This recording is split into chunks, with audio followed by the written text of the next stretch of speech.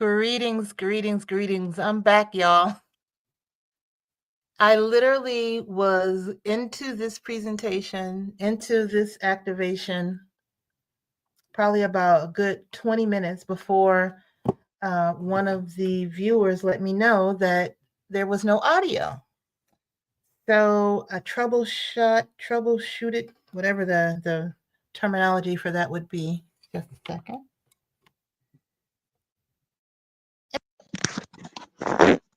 Switching over to my mic now. And I did a little troubleshooting, tried to figure it out. It wasn't working. And so I came back, created a new live, and now I'm back. And as I came back and creating this new live stream, I realized what I was doing wrong. This is what happens when you are a little bit on the tired side. All the things you're supposed to do, you don't do.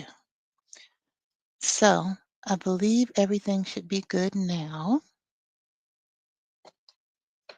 And my audio is getting captured.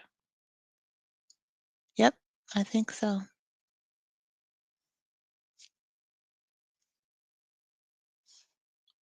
And I'm going to wait for a moment for the folks to join over on this live stream.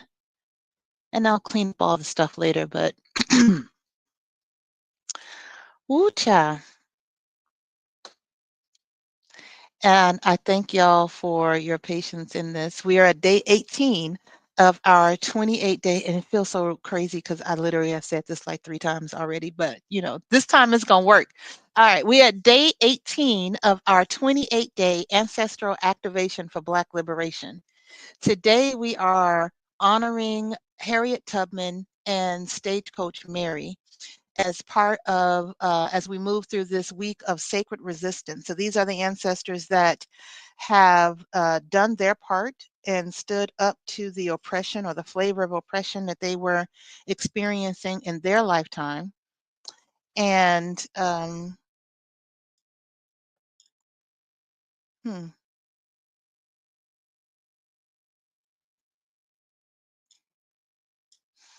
okay, experiencing in their lifetime and can show us different ways that we can resist in our world now. And again, today is about Harriet Tubman and Stagecoach Mary, which is the name she became known as. Her name was actually Mary Fields. And she, and the two of them were they defied the odds. They defied what the roles supposedly that women were supposed to be in and what they were supposed to do with that. And just give me 1 second while I share the new link out.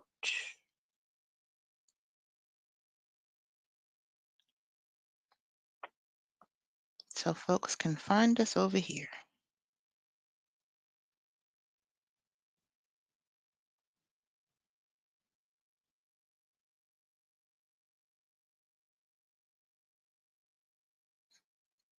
Okay, I think they found us. Okay. Okay, you can hear me. Child, that was all user error. Wasn't nothing wrong with the technology. I'll have to it's a whole situation. It was one thing I was supposed to do in order to add myself to the stream, and I did not do that.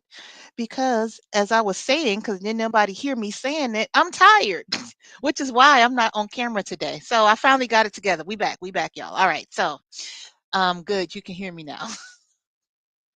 I know with the last stream you commented they trying to stop Black Moses. Black Moses need to get some rest. That's happening. Well, I'm not Black Moses, but I'm talking about her. So I think they was like, ma'am, after you get done with this, I'm gonna need you to go take a nap. Okay, so we on day 18 of the 28-day ancestral activation for Black liberation. It's Blackity Black History Month. We got 10 days left, y'all, of this month and of this activation. But Black history and all of the things that our ancestors fought for, it's 365 days out of the year. It is every day, it's all day. So this content will be here. Return to it, revisit it, dive deeper, do your own research, make it yours, because this is part of what it's going to take for us to get through these next few years, months, whatever is ahead of us. understanding the legacy and the wisdom that our people left behind for us is going to be key in that. And that's what this ancestral activation for Black liberation is about. Today, we're talking about Harriet Tubman and Stagecoach Mary, who are two badass women, Black women, who did some things in their own ways for our liberation, one more for her own liberation and one for all of our liberation. Now, if that's your jam, and connecting in with this ancestral activation, connecting in to know where we've been and where we've come from so that you can strategize better in your life on how to move forward, like, subscribe, ring the bell, all the things so that you know when I'm live and actually plugged in and you can freaking hear me so that you can do what you need to do wherever you are in that space, whether it's join us live or either just connect with your ancestors, your spirit, your God, whatever your spiritual practice is. Use this bell ringing to let you know that we live to be your reminder to check in with yourself so that you always are connected to get your own personal guidance on how you need to move in your life. Yes, yes. Okay. Now, I'm Barbara Ohuninifa. I am, and I'm saying it like that because I said this like 4 or 5 times already, but with no mic. So I'm Barbara Ohuninifa. I am a author, coach, and speaker, and I work with Black women to help us recognize that we're beautiful, remember that we are powerful, and to be loved, to be the love that we give to others, to be the love that we hope is returned to us, and sometimes it is, and to be the love that others come to us for and then sometimes don't reflect it back to us. But we have the ability and the power as the descendants from the original woman, the first woman on the planet that gave birth to humanity. We have within us all that we need if we can remember who we are. And that is the coaching program that I work with Black women on one, to remember uniquely who you are so that you can stand in that truth and walk fearlessly and unapologetically. So there's a link in the description that can give you more information about that. And we can set up some time to talk about it to see if it's something that can actually work for you. And yeah, so let's keep it moving. So this today we're talking about Harriet Tubman and Stagecoach Mary. Let's get into it. Um, so Harriet Tubman and Stagecoach Mary both were born into slavery, and they pursued and went into and claimed their freedom. It was not given to either one of them. They claimed their freedom in different ways, but that's part of the legacy that they left behind for us. So let's talk about Harriet Tubman. And this is her later in her life, looking like the esteemed, elevated ancestor that she is. So she was born Araminta, and I might be butchering the name. I'm going to count on my still versus still sister, Dr. Bella's, I'm going to screw up your name. I know I'm tired. Power Dynamics for Life. Let me know if I'm messing up Harriet's name, but she was born, her nickname was Minty. She was born into slavery in Maryland around 1822. And of course, she endured, and I say of course because that's what slavery was. It wasn't this beautiful little serene scene that folks like to portray it to be of, oh, we was just farming. No, she endured extreme physical and psychological and systemic oppression. Um, of course, forced labor, was beat regularly for the smallest mistakes. She was loaned out to other enslavers to do their work, and they beat her. Um, and eventually, and I'll just note that although she was born Minty Ross, she eventually changed her name to Harriet. Her mother's name was Harriet, and they used to call her Reet. So she changed her name to Harriet in honor of her mother, and she took on her husband's last name, Tubman. So that's how she got to be Harriet Tubman. And I'll talk more about her husband, John Tubman, in a bit. But Harriet suffered a traumatic brain injury because an overseer threw a heavy metal weight at her and hit her in the head because she refused to help him and another overseer restrained an enslaved man. She wouldn't take any part of it. So he threw this at her at age 12. And it fractured her skull, left her with this brain injury, lifelong seizures, narcoleptic episodes, and what she described as divine visions and prophetic dreams. And it was these visions and dreams that would be her guiding force in her mission to free others, and reinforced her belief, her knowing that she was called by God to lead her people, which is part of how she got, which not part of, but how she got her nickname Moses. And then in 1849, she escaped slavery alone. She left behind her family and became one of the most famous freedom fighters in history. Now, when she left Maryland and she fled about 90 miles to Pennsylvania on foot. And once she got there, she didn't just bask in her freedom, she returned to free others. And again, that's part of how she got that nickname Moses. But it's also she had a strong spiritual foundation. She had a strong spiritual um, mission of knowing why she was here and what she was doing and why she was doing it. And she would stop to pray. She would really connect in with her spirit and her spirituality to know how to move. Now, mind you, in 1849, she escaped from slavery, and I mentioned that she escaped alone. And she was married at the time. She got married in was around 1844 to John Tubman, who was a free black man living in Maryland. And despite being free, he didn't share her desire to escape. He was comfortable in where he was. Now, free black people living in slave states did not um, they had some additional freedoms that made them feel special. This is my interpretation of it, just looking at psychologically what was happening there. So he was free, but he was still part of a deeply racist society. And escape meant that he would abandon everything he knew and he wasn't willing to take that risk. He was comfortable where he was. He could be punished or even enslaved himself. And that idea of that uncertainty was not something that he wanted to do. So he refused to flee. And it that whole thing represents this big divide, not only between the house, quote unquote, house slaves and the field slaves, but at that point in some of these states between the free black people and the enslaved black people, these hierarchies, these false hierarchies, because the reality is if you are a free black person in a country, in a state that others are enslaved in, you are not free. If you can be quote unquote re-enslaved at any point, you are not free. And some of the lessons from like Fanny yesterday that we talked about, and many of the resistance fighters that we've talked about, if one person is not free, none of us are. It's communal, it's together. Anyway, he didn't see it that way. He wanted to maintain his freedom. So after she escaped in 1849, and she through using the Underground Railroad, which was a series of safe houses and coded messages and routes and paths that guided people to these free states. She returned in 1851 to bring him north. But when she got there, she found that he had remarried a free black woman named Caroline and had given up on her, probably assuming that she didn't even make it. And not only did she make it, she came back for him. And I think it's important to note too, so she escaped in 1849 and she came back for him and others in 1851.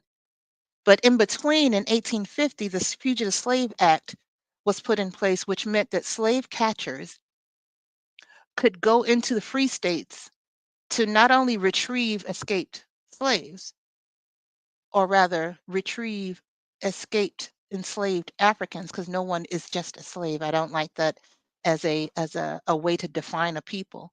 But not only could they go into the free states to retrieve them, they could also even kidnap people who were actually free, black people who were born free or who had obtained their freedom in other ways.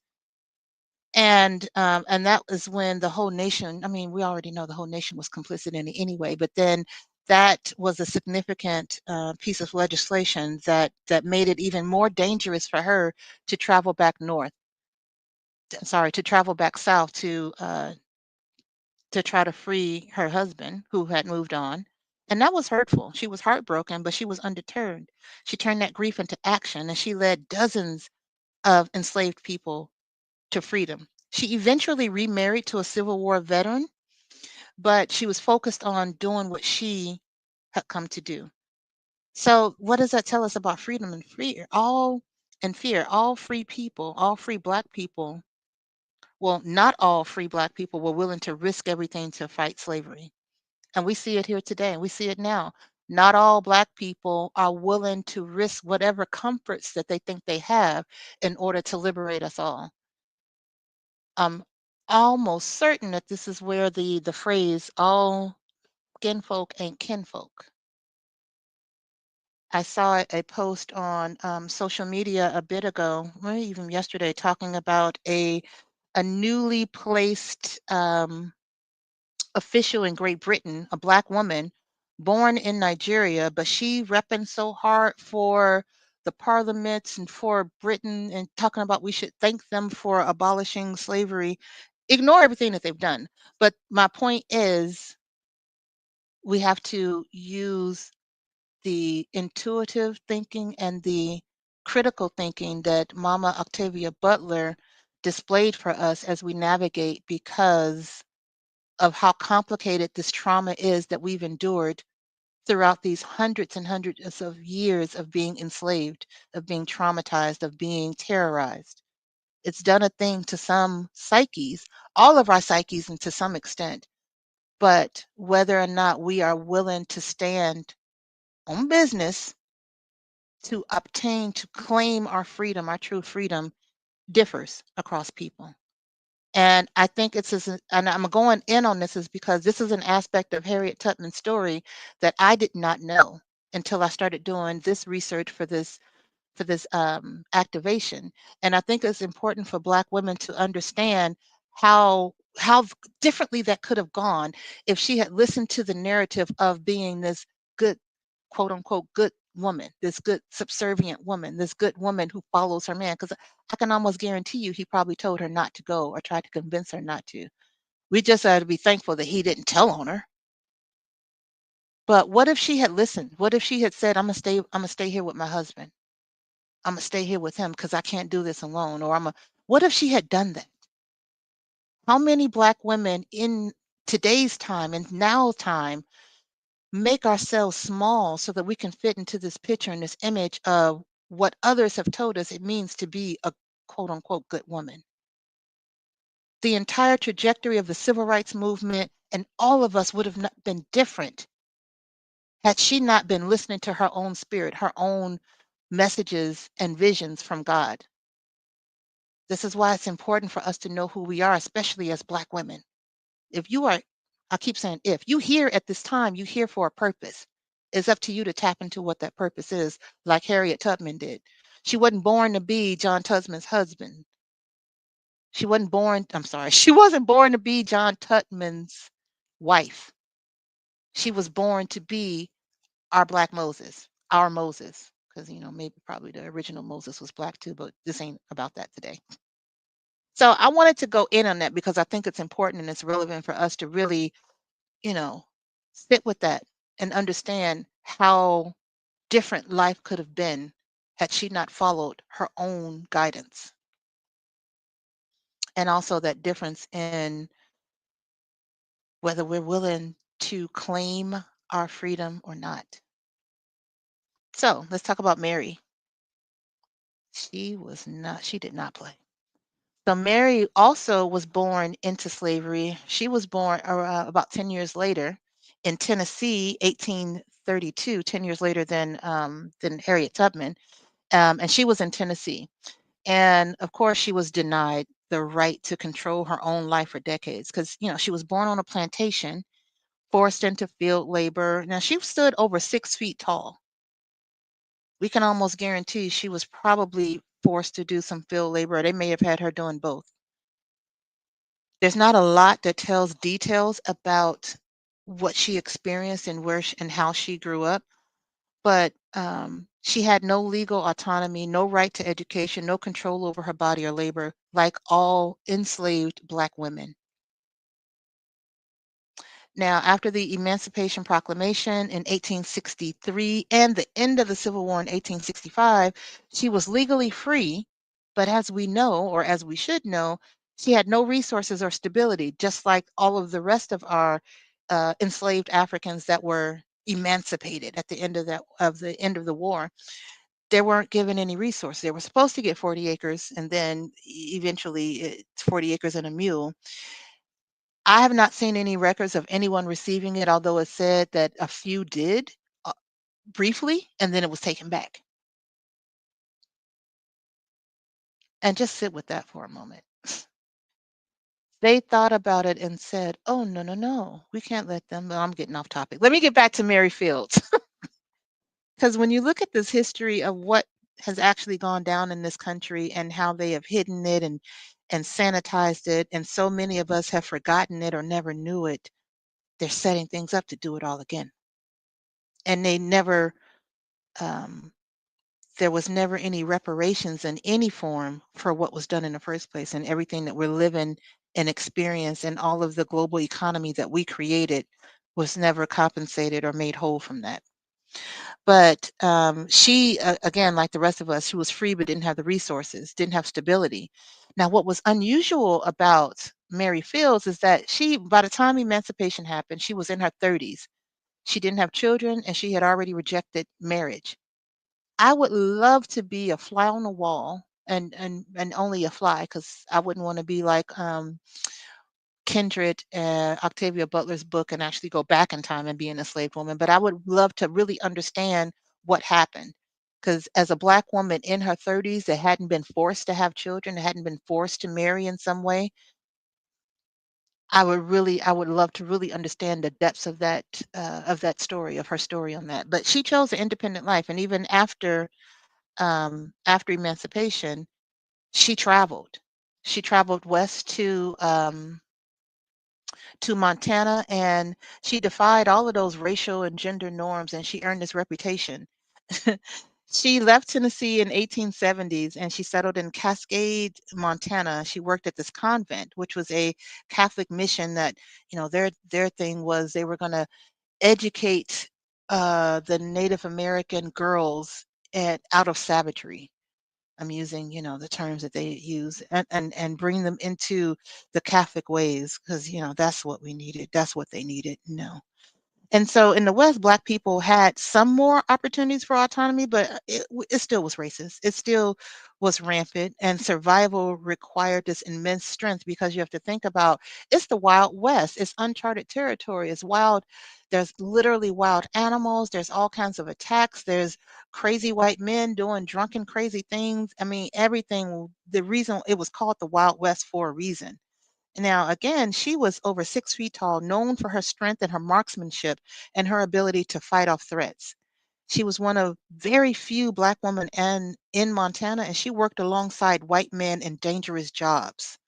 Now, she was working at that convent for a while, but after being fired because she had a temper and she refused to be submissive, if somebody disrespected her, they was gonna have a fight on their hands. White, it didn't matter. Man, didn't matter. They was gonna have a fight. She drank whiskey, she smoked cigars, she cussed, she did her thing. And that was a little bit much for the convent. Eventually, the word came down from the Catholic Church that she had to go. And then after that is when she found work as hauling freight or running a saloon. And then she eventually started delivering mail, accepted a job delivering mail for the US Postal Service, which was um, a first, the first Black woman, which we'll talk a little bit more about that later. Um, and I think it's important to understand the oppressions that they faced, and that's part of why, we talk about what's the context, what was the environment in their early life, or that actually led to them doing the things that they did. And both women rejected the belief that Black people, especially Black women, were meant to be passive or subordinate. Tubman fought against the idea that enslaved people were powerless and could not escape. And Stagecoach Mary insisted that the expectation that Black women should be domestic caretakers or subservient to men is false. She resisted that expectation. They both faced a lot of risk and danger, but they stood on business because they knew the freedom. And again, different types of freedom. Mary Fields was already emancipated. Slavery had already ended when she went around on her mission, but she wanted a different kind of freedom traveling to the West. So let's keep it moving.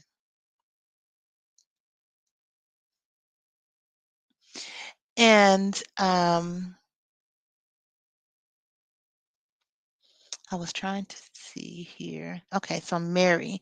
Now they both carved, as I said, defied oppression, carved their own paths to freedom. Mary risked her life. The Underground Railroad, again, a secret network of safe houses, routes, and abolitionists that helped enslaved people escape. And thousands of enslaved people escaped through this system, many of them settling in northern states, Canada, or even Mexico. Yes, Mexico.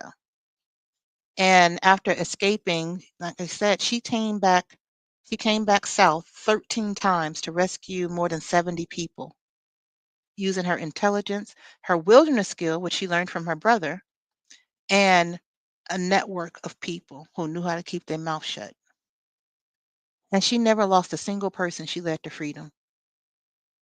That nickname Moses of her people was real. And she was proud of the fact that she said, I never lost a passenger on the Underground Railroad. And I think also, so let's talk a little bit more about this Fugitive Slave Act, which was a law designed to keep Black people in chains. It was a federal law passed in 1850 as part of the Compromise of 1850 that strengthened the ability of enslavers to capture and re-enslave freedom seekers anywhere in the United States. So that basically meant that even a free state wasn't really free state if you could come and still capture people. You still weren't safe once you made it there. And so that act allowed enslavers to pursue and capture enslaved people, even in the free slave states. And it was legal for them to do that, even though before it wasn't. And even free Black people could be kidnapped and falsely claimed as runaways. And it forced those officials and citizens to help. Local law enforcement was required to arrest and detain suspected fugitive slaves. Ordinary citizens could be fined or jailed if they refused to help slave catchers. And then on top of that, the fugitives that were captured, they couldn't even testify on their own defense. You could literally be, watch the 12 Years a Slave. You could be a free person, and let me go back to that. Some accounts say 300 people, but others say 70 in terms of the numbers um, that she brought back, that she freed from the South from being enslaved. And I could definitely see that because they always want to miscount or undercount our numbers. Thank you for that. And then, and again, remember, probably more than 70, closer to 300 people she um, led to freedom over 13 trips during this Fugitive Slave Act. So she had, it wasn't like, oh, get to the free state and you're good. The free state also had its dangers because of this Fugitive Slave Act. And I found this so, I mean, it's not any different than what's happening now. There was a financial incentive for judges to rule in favor of enslavers. So not only were the so-called fugitives not able to testify in their own defense, the judge could send them back to slavery based solely on a claim by a white person. And the judges were incentivized to do so. They were paid $10 for every runaway, quote unquote, runaway that they sent to slavery, which meant they got paid to send as many Black people back south as they could, free or not. And they only got $5 if they ruled in favor of freedom. The whole economic system from beginning to end was rigged to keep white wealth where it was and to keep Black people oppressed and enslaved. The system made it profitable to kidnap and falsely accuse free Black people of being escapees, as if even being enslaved was a right thing. So it made free Black people in the South, made them even more in danger. It led to mass escapes to Canada as an ultimate destination because you couldn't have any freedom here in the United States, again, much like today. And it made the approach to abolitionist approach even more radical and stronger resistance movements because there was no relief, there was no safe haven, and there was truly no true free state after 1850. So when we talk about the South and all the things that happened there, that was the nexus of it. But this Fugitive Slave Act just essentially made it where the whole country without saying it, but the whole country supported and enforced slavery. And again, I'm going in on that because it's important to understand these laws and to understand the environment and the context of which she did these truly heroic things. I'm sorry, while her bum ass husband just wanted to be comfortable. But I digress. So she was the first woman to lead a military operation, and she served as a Union spy and a nurse during the Civil War. She led the Combahee River Raid in 1863, and that freed over 700 people. And it made her, again, the first woman, period, not just Black woman, but the first woman, period, to plan and execute a military operation in U.S. history. And it was to free her people. She gathered intelligence behind Confederate lines that helped the Union weaken Southern forces. Powerful. And of course, doing what she did, even the fact that she escaped in the first place alone, she rejected this idea that women, and especially Black women, were weak or incapable of leadership. She carried a pistol for protection and she wasn't afraid to use it. We've all heard the story about someone who got afraid and wanted to turn back. No, she had the pistol, she had the shotty. You wasn't going back because you was going to put everybody else at risk. And that's just one of the stories. I would imagine that there were a lot more stories because escaping to freedom wasn't just, oh, this is an easy path and we're going to stop and make camp along the way. You were constantly pursued, you were constantly in danger. She would stop, and I learned this from Power Dynamics for Life. Again, if you go to her YouTube page, she does she has a video talking about Harriet Tubman and Fannie Lou Hamer as well. And so yeah, this idea, and so yeah, if you go and and watch the video there, you can see an even broader perspective in light of other women as well.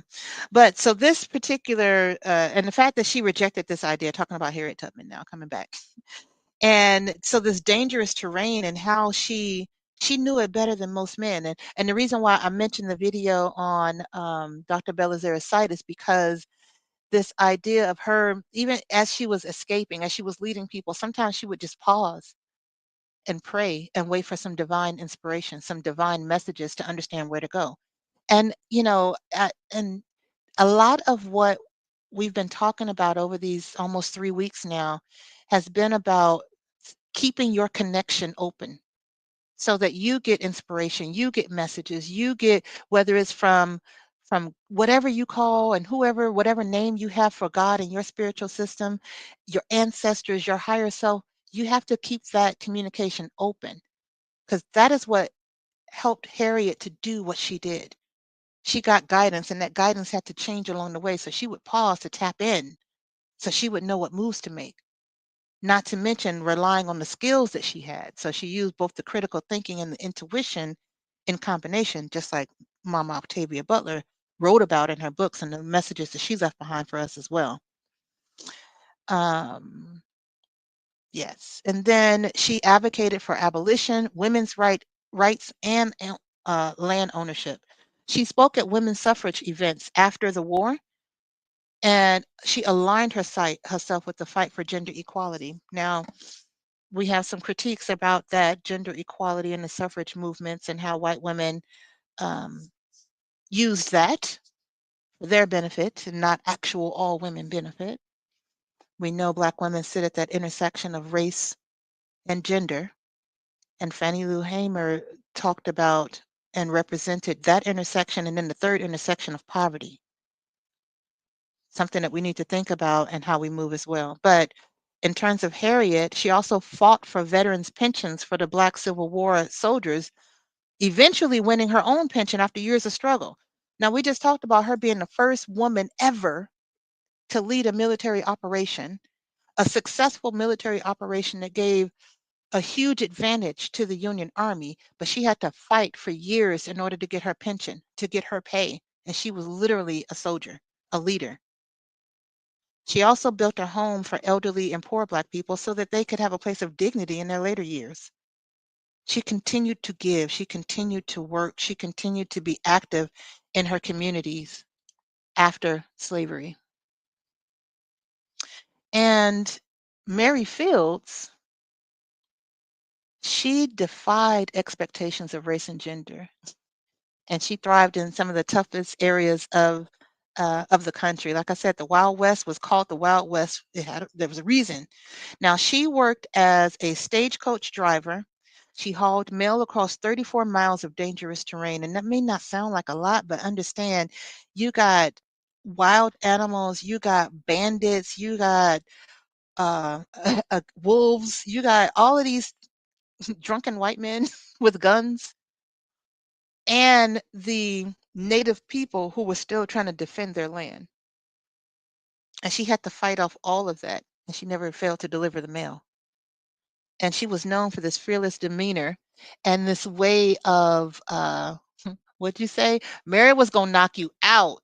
Absolutely. You tried to disrespect her, and she was known for that demeanor, carrying a rifle and a revolver at all times. She was the first Black woman to work as a U.S. mail carrier. And it was, a white male dominated frontier. There was a white woman who was the first woman a few years before she actually became a mail carrier. But in 1895, at age 60, she was hired as a mail carrier for the U.S. Postal Service. Think about that, at 60. So all of this fighting off bandits and wolves and the extreme weather of her managing the stagecoach. And if the snow was too high where she was, if she wasn't able to navigate it with the horse and the stagecoach, she put on them snowshoes and threw that mail over her back and delivered it herself. Mail never, it always made it to its destination when it was with her. And she built strong alliances and earned the respect despite racial prejudice. So, they didn't like Black people. They didn't like Black people even on that part of the country. But because of how she carried herself, how she didn't take any shit, she gained their respect. Cowboys, indigenous people, the settlers, they valued her toughness and integrity. And although she was often discriminated against, the town of Cascade, Montana, they protected her. And they even passed a law that allowed her to drink in local saloons, which was illegal for women at the time. Mary said, I'm going to drink anyway, so y'all might as well just change the law. I don't know if she told them to, but I would imagine she just kept drinking. So they was like, damn it, let's just change the law so we don't have to get in trouble for not arresting her, because we can't, because she going to shoot us and fight us anyway. She did what she needed to do to live the life she wanted to live. And she created a support network for marginalized people. She gave food and shelter to those in need, especially children and the elderly. And she was known for her generosity. And she often used her own money to support struggling families. Now, in general, well, not in general, but their strategies, they had different strategies and different things they were resisting. And, I want to be clear.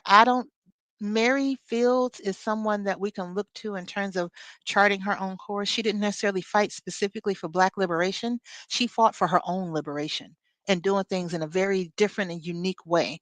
So that's why we talk about what she did, and as a blueprint of something that we can follow. Now, Tubman used secrecy, intelligence, and survival skills to outmaneuver enslavers and lead these successful rescue missions. And I think foundationally, across all of that, she used divine guidance. And she tapped in, as I mentioned, regularly. She used spiritual songs as coded messages. Everything she did was influenced and saturated with divine energy. Mary Fields, she leveraged strength, courage, and community alliances to survive and thrive in a hostile environment. A hostile environment, not only people, because she was a Black woman, but also just the environment itself, with the snow and the rough terrain um, and the animals and the wolves and all the things that caused a threat. They both understood, both Harriet and Mary understood that freedom required self-sufficiency and economic independence, in addition to legal rights. They left a blueprint for us. But what kept them going? What gave them the strength and the will to keep going? Because neither of them had easy ways. Divine guidance. We're talking about Harriet with this one. The faith in divine guidance and her prophetic dreams. She saw herself as a servant of God's will, and she believed she was called to lead her people to freedom. As I mentioned, she stopped to pray before making critical decisions. She tapped in. She looked at those prophetic dreams and visions not just as nonsense, she understood them as messages. And clearly they were, because she was successful at what she was doing. And because of all of this, it deepened her sense of destiny. And I've said this, or rather, our ancestors have illuminated this along the way as we've been going through this ancestral activation. They knew their purpose and they stood in that. And it wasn't just about human effort, it was spiritual. Now, Mary survived in a hostile world by refusing to submit. She wasn't going to submit to fear, and she wasn't going to submit to what somebody else told her she was supposed to do and how she was supposed to do it. Instead of conform, she went for independence. Whether it was racist settlers, violent men, life work conditions, she faced every challenge head on, armed and ready to defend herself. She said, "Nah, I don't need marriage." And the idea that Black women were supposed to be caretakers and domestics. She said, "I am nobody's mammy and I am not anybody's mule," except on her terms when she got paid to deliver that mail. I'm just saying. And instead, she created her own identity, a cigar smoking, gun carrying, whiskey drinking frontierswoman. Now, they mocked her and they underestimated her and they tried to exclude her, but listen, she created spaces for herself and kept it moving. And this gave her strength. Her independence gave her strength.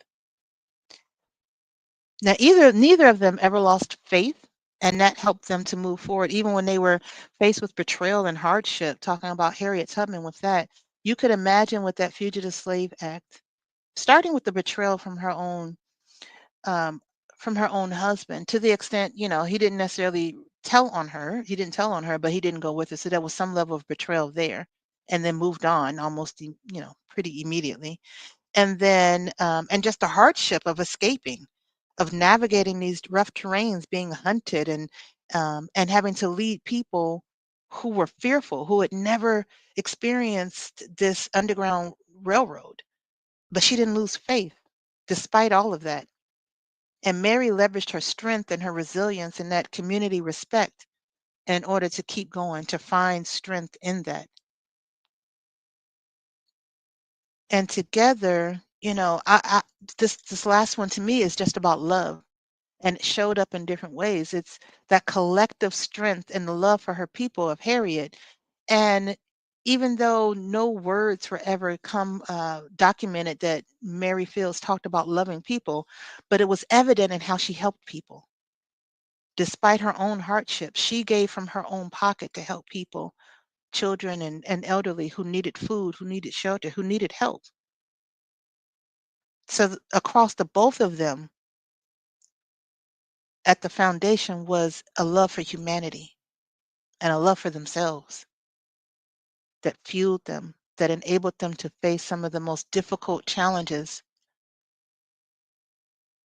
that anyone has ever faced. And we thank them for that. And we thank God for giving them the insight and the courage to stand. And I want to mention, I surf the interwebs, I surf the socials. I've brought that up a few times. And there's more starting to be a little bit more of a rising talk, at least in some of the things that show up in my algorithm around spiritual people, no matter what the spiritual practice is, if it's a African spiritual tradition, if it's some level of or some form of Christianity, or any of the Abrahamic religions, any of the African spiritual religions, whatever that is, there's this divide or difference of opinion around staying neutral and knowing the karma is going to work itself out, and all of these things that go against what we're seeing as we look at these ancestors. These ancestors didn't sit on the sideline. Their spirituality fueled their fight. their belief in God and divine justice, in their own connection to divinity, fueled their resistance. It fueled their knowingness that liberation would be ours. It wasn't sit out on the sideline and go meditate on a lily pad and hope it all works out. I think Mary and Harriet would say that's being a coward. That is not what God is telling you to do, but you're listening to yourself. Now, that's my opinion in that. I'm going to just put that out there. But everything, the evidence that I'm seeing is that not one of these freedom fighters, the resistance fighters that we're talking about this week, the sacred shields we talked about last week, none of them sat the fight out. None of them said, oh, we're just going to let things work out. We're going to stay neutral. They understood that staying neutral meant staying enslaved, staying oppressed. And some of the wisdom that they've all left behind for us, including Mama Harriet and Mama Mary, is nobody going to give you anything. They're not going to give you freedom. They're not going to give you liberation. It must be taken. So let's keep it moving. I just want to say that because there's so much apathy. You say you're a spiritual practitioner of whatever level, a pastor, a babalao, a reverend, a deacon. Do something. All right, let me keep it moving. Um, so how did their influence impact us? So Tubman, she permanently changed this fight. What she did, her success as a conductor for the Underground Railroad proved that enslaved people could fight for our own freedom and get it. She directly inspired other escapees to return south and rescue family members, and it created a ripple effect of resistance. They saw her come back 13 times. The people that she led each of those 13 times, just imagine, some of them said, I can do this too. I'm going to go get my sister. I'm going to go get my children. And I get emotional even just thinking about that. Because she saw her sisters get sold into the South, the Deep South, which was more traumatic of a enslaved experience than what they were having in Maryland. The Deep South was known for its brutality. As we mentioned yesterday with Mama Fanny, Mississippi being one of the most brutal slave states. And that brutality continued into Jim Crow and into civil rights and into today as they try to deputize people to go after immigrants. I don't think that law passed, but you could just imagine they're probably doing it anyway. So she saw her sisters get sold away into that brutality. And the people that she helped get to freedom, it gave them the courage to say they're going to go back and get their people too.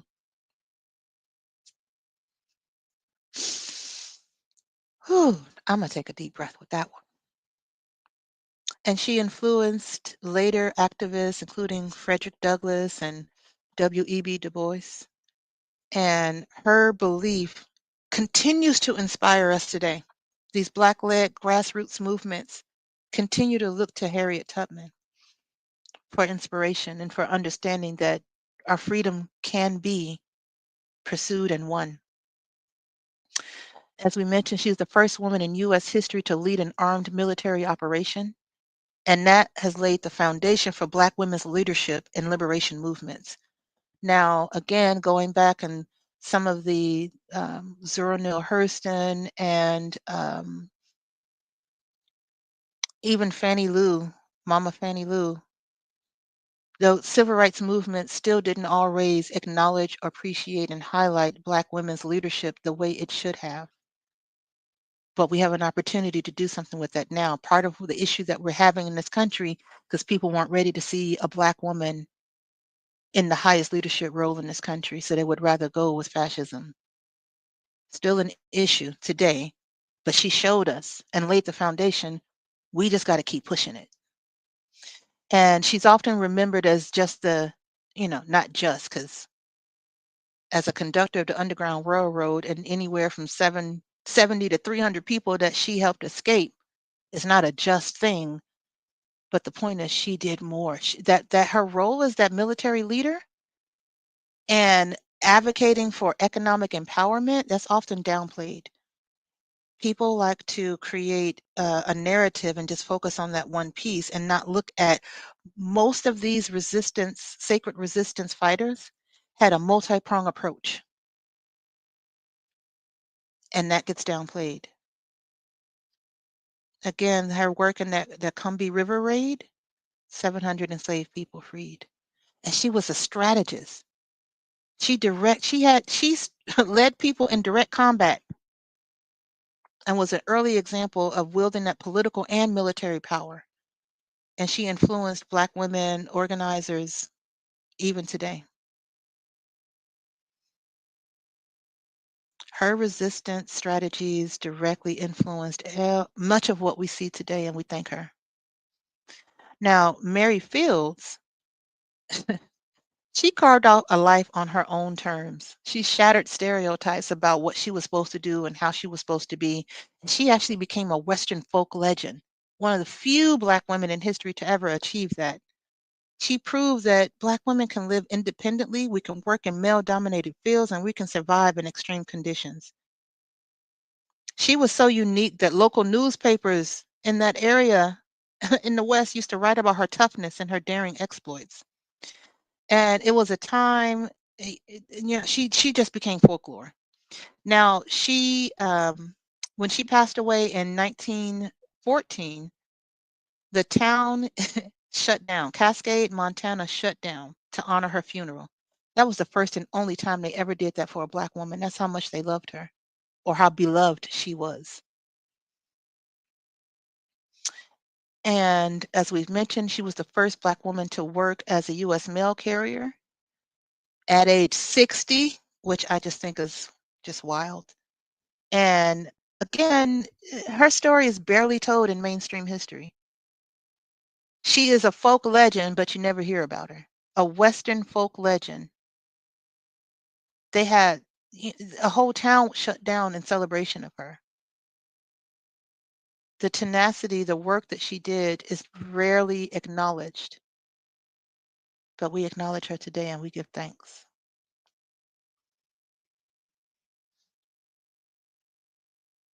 And we keep it moving. So let's think about the wisdom that they left behind for us, the lessons. Again, this idea that they both personified was that freedom isn't given, it's taken, defended, and expanded. Now, Harriet Tubman, Mama Harriet, she said, or rather, her core message is around the fact that we couldn't wait for justice. That's not an option. Liberation requires action, strategy, and sacrifice. And her life has taught us that freedom is a continuous struggle. It's not a one-time event. She got free once and she had to get free. Every time she went back to get someone else free, she had to get herself free too. Think about that. 13 times she freed herself. She didn't do it just once, or 14 if you account the first time. Then she went back 13 more. It's continuous. And each generation has to fight to protect and build upon the gains of the past. We're here now. We need to fight to protect what all of these ancestors that we've been talking about, what they have accomplished for us, that's all on the table right now. What are we going to do about it? How are we going to be remembered as ancestors of the future? Will we be apathetic and say we stayed neutral and we just waited for it to work out? Or did you tap in, connect with your people, connect with your God self to understand what you personally had to do, what moves you had to do to contribute to our actual liberation? I'm just saying. Now, she said, and this is her quote, I had reasoned this out in my mind. There was one of two things I had a right to, liberty or death. If I could not have one, I would have the other. Understand the stake in the ground, the line in the sand, the clarity in that statement. I reasoned this out in my mind. I want you to break this down. So that means she used her critical thinking to really look at all of the options and her intuition to forecast what could happen through all of those options. She reasoned it out in her mind. We already know she used divine guidance. We already know she was very strategic. We talked about this again with Octavia Butler last week in this critical thinking and your intuition and combining those two.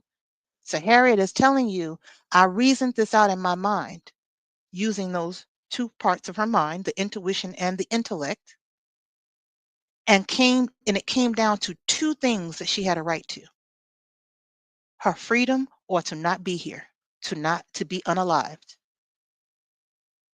And she made a choice. If she wasn't going to have one, she was going to have the other one, because those were the only two choices in her mind that it really came down to. This in between of being comfortable, this in between of saying, I'm going to just wait it out, I'm going to just be comfortable and see what I can get. Those were not options for her. She was either going to be free or she was going to be dead. And she freed herself and others. She freed herself 14 times. Her first trip and then 13 trips back that she had to get, that she took to free others, which meant she had to free herself too as she was bringing them forward. This is an incredibly powerful statement to sit with, to meditate on, to understand how to bring this to life in your own body, in your own mind, in your own day to day. So her wisdom was just that. And her lesson is that real freedom requires that we take bold action, that we understand one cannot be liberated without us all being liberated. John Tubman didn't get that. She got that. He thought he was free. He wasn't free. And we also have to have an unshakable belief in our right to fully exist. Again, something else you got to sit with. You got to meditate on. You got to feel into that. What does it mean to fully exist? Because as Black people in this country or any other country where it's not all a Black nation, and we could say even globally, because capitalism, colonialism, and imperialism has taken the planet in many cases. You can find pockets, but the point is, what does it mean to fully exist, to fully be free? Do we know what that actually is, what that feels like? Do we know how to define it? Only you can do that. And it takes some time because you got to peel away all of the layers of the stuff we've been experiencing for generations. And it's hard to even know what's real and what's the trauma and the lies that's been piled onto reality to distort it. And then how do we apply this in our lives today? Be fearless. Speak your truth, even when it's dangerous, even when it's a risk. You can't just accept what's been given to us and say it's okay and leave it for the next generation to figure out. Again, we are the ancestors of the future. If you got children, hopefully, eventually you'll have grandchildren, great grandchildren. I mean, maybe you already have great grandchildren and grandchildren, but the point is, there are future generations that we are responsible for creating something that is for them, creating something that they can actually thrive in versus just letting it go all to hell so we can be comfortable right now. Our ancestors didn't do that. Who are we to do that for our future generations, to just let it all go? And then creating community networks. Almost every resistance person, as well as the sacred shields, the sacred resistance and the sacred shields, have come down to we have to have community. We got to have these networks that support each other in tangible ways. Whether it's, like Mama Mary was giving, food or shelter or just helping in different ways. And the underground network itself was really a community network of people, again, who knew how to keep their damn mouth shut and wasn't telling, wouldn't go run tell that. Now, Mama Mary, she's all about, no, reject them society expectations, define success on your own terms. Her defiance of gender roles and racial oppression really just tells us that resistance is not just about fighting systems, it's also about personally living free as possible, despite those systems that we also are fighting. So that goes back to what I just said a moment ago in speaking about Mama Harriet and this idea of the right to exist fully. Mary Fields, she claimed her right to exist fully and lived life on her terms. Drinking, smoking, doing whatever she felt like doing, fighting if you wanted to try to disrespect her, she lived fully and on her terms. And so her wisdom is live on your terms without apology. Period. Dot. Resistance means also defining your own life, breaking the social constraints and refusing to be controlled. So many women, especially Black women, we get out here and, all of these definitions, and I keep coming back to that, what it means to be a good woman. And the reason I can come back to that is because for much of my life, I made myself small because I thought that's what I was supposed to do, whether it's in relationship, in our marriages or relationships, feeling like as Black women we have to make ourselves small or conform to this definition of being marriable or this definition of being someone's partner. Not your definition of what you need in an equal partnership, but what it means to be a high value woman, and all of these crazy words and that are used to really just control women. And Mary Fields said, F all of that. I'm about to just live fully in whatever way that means I want to live and not be controlled. And how can you truly be free? So, this is where we get to that intersectionality again. There's the Black liberation, but as Black women, there's also the gender component of it as well. And as Black women, we owe it to ourselves. We owe it to our ancestral mothers, our mamas, and our mamas' mamas, and our mamas' mamas' mamas to get free on both levels, to be able to do things and live a life that they didn't have access to. If you want to show reverence to your ancestral mothers, do it in your life and how you roll and how you free yourself. So, how do we apply that? Reject respectability politics, live authentically, and claim space. I mean, I pretty much just said that. I was getting ahead of myself. And then you ain't got to wait for permission to be free. Get free now. And I'm about to get raw. Fuck being embarrassed what somebody gonna think, what somebody gonna say. Somebody gonna say something all the time anyway. You might as well live your life and enjoy it and give them something to talk about. Ain't that a song, a country song? I'm hearing it in my head. I ain't gonna sing it for y'all right now though, but but the point is, do you?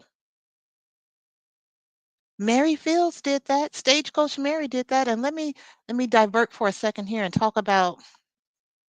So we saw, which was a really good movie. I really enjoyed The Harder They Fall. And in that movie, um, all black, I mean, obviously all black cast or mostly black cast. It was a great movie. And Stagecoach Mary was a character in that movie. And she was played by an actress who was very thin and who was so light she could have been of mixed race. I don't know if she actually is, but that's the level of color and curly hair that she had. And again, I don't remember the actress's name, but she could have been like a Lisa Bonet. I'm giving my age now, but I'm just saying. And the director, he was, there was a lot of criticism for that because as you saw, Mary Fields was over 6 feet tall, heavy set, dark skinned black woman, undeniably black woman.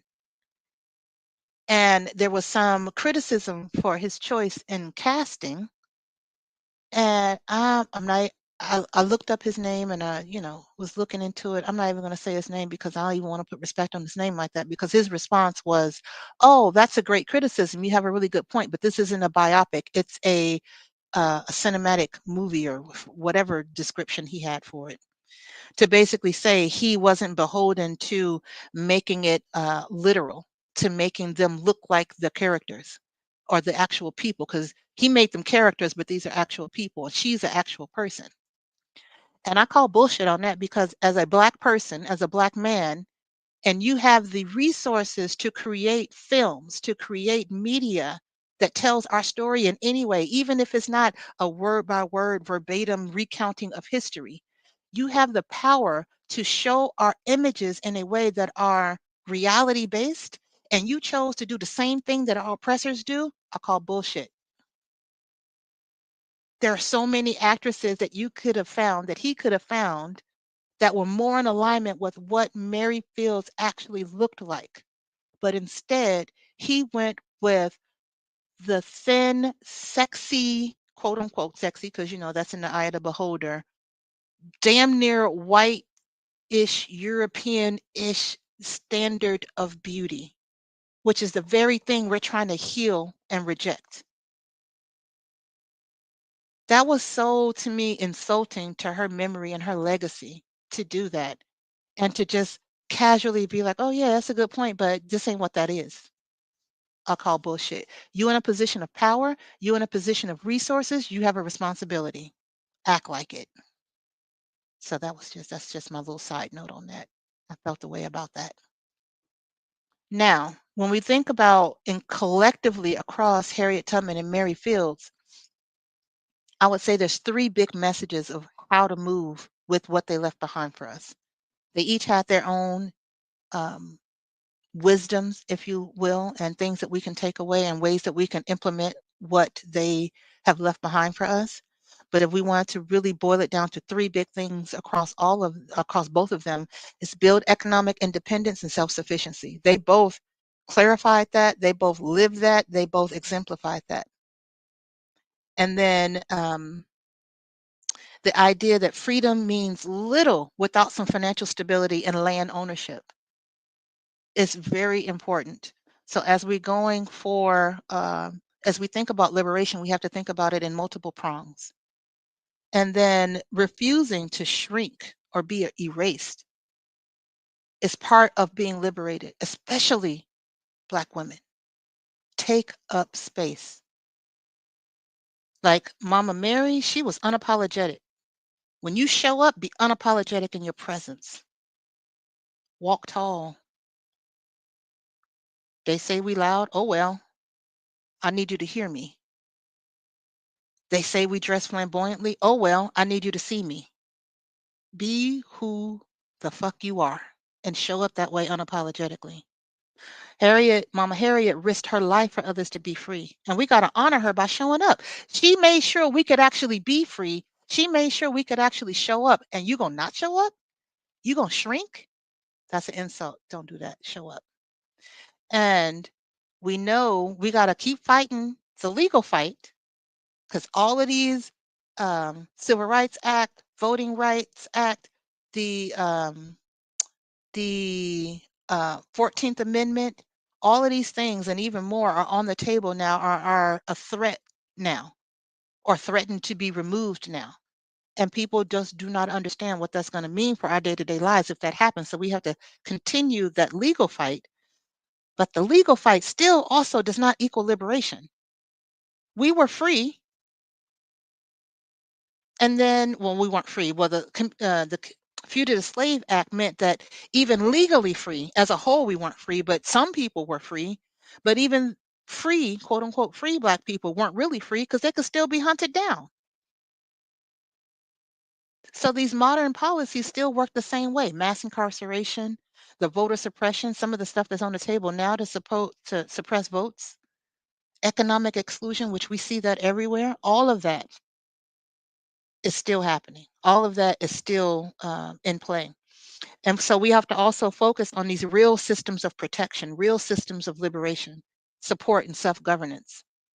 It may not be feasible for everybody to be like, all right, screw the United States, we're leaving. It may not be feasible for us to carve out a piece of the United States anymore. But we have communities, we have neighborhoods, we have neighbors, we have families, we have Black led, Black benefiting nonprofits, we have local, state governments that we can run for office for. We have new businesses that we can start. We have coalitions that we can start. There's things that we can do that go beyond the legal reforms. And it's not to say to neglect the legal reforms, but doing both, looking at the whole picture. We cannot be myopic about this approach. We need to look holistically and we need to look strategically. We need to look down the line, because one of the foundational principles around urban planning, for example, is a lot of what we're living in was planned 100 years ago. When they plan and make strategies, they make their strategies multiple generations out while we're just trying to survive and looking at things day to day. We have to start looking long term. We have to start looking at a fight that maybe starts now, that's going to take a couple of generations to complete, and setting things up for those different legs of the fight. Child, listen, we come from some incredible, badass people. We cannot forget them. We have to say their names: Harriet Tubman, Mary Fields. We have to remember what they stood for. We have to remember everything they did, not just the pieces that they want us to remember and romanticize. We have to actually use our critical thinking, our intuition, to look at what they left behind and understand how it applies to us and how to apply it in our lives. It's up to us. Every generation makes an impact to secure things for the next generation. And it's up to us to do our part now. We are all alive during the biggest, one of the biggest shit shows on the planet. And it's for a reason that you hear what you got to give. What gifts, incredible, beautiful gifts do you have that is needed in the tapestry of our liberation? Show up, don't shrink, take up space, do the thing. I'm gonna take a deep breath because I've been in it. Y'all want to take this one with me? And take a deep breath.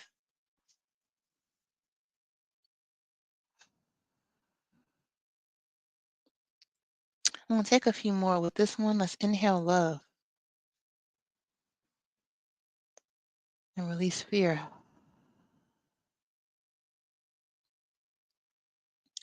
Inhale courage and release fear.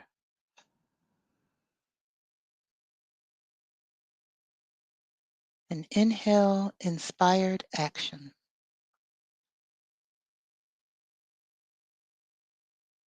and release apathy.